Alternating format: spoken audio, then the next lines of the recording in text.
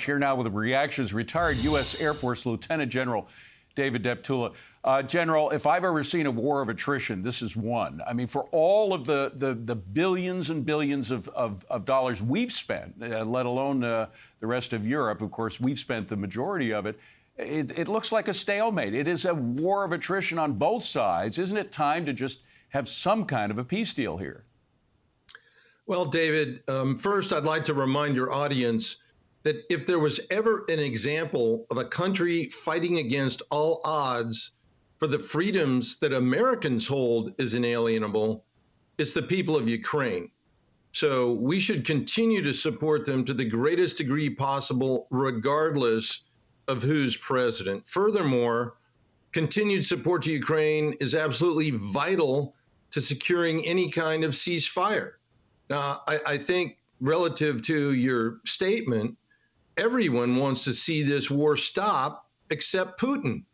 Yet he's the one person who can stop it immediately by withdrawing his occupying forces, and that's the challenge.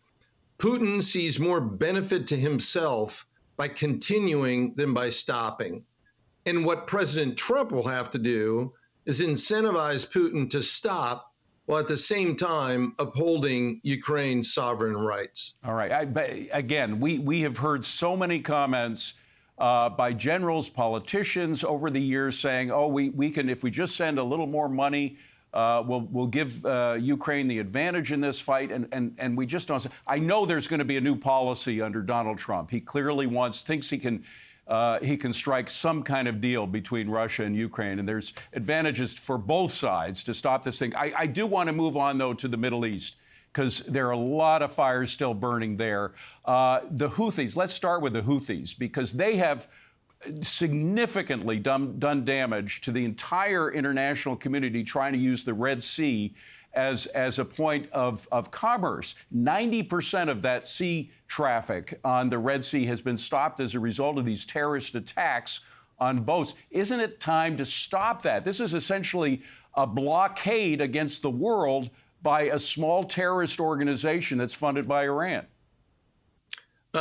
Yeah, I fully subscribe to your feelings, and I think many people in the United States do, except for President Biden and his now Security Council staff.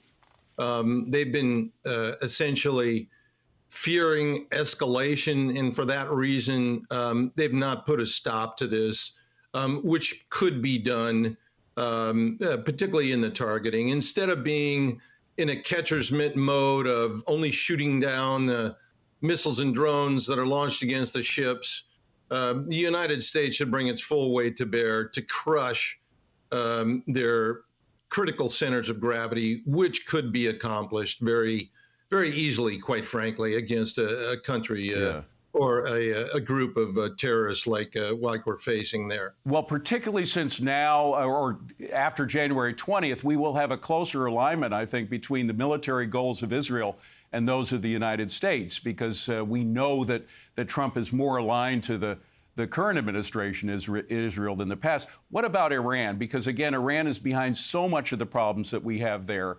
Is it time, do you think, maybe in the next year, when there will be some attempt to take out their nuclear endeavors, which could lead to the development of a nuclear bomb by Iran? Well, once again, just as you said, David, Iran is behind the support that's going to the Houthis, what had been going to Hezbollah and Hamas. And so Iran does need to be dealt with. They're in the weakest position they've been in part due to the spectacular efforts on the part of the Israeli military and their strategy. And while I can't forecast what President Trump might do, I'm certain that dealing with Iran, which is the fundamental heart of these issues and problems that we're facing in the Middle East, will be high on his agenda. I agree. General, wonderful to have you here. Thank you for a very frank conversation. Really appreciate it.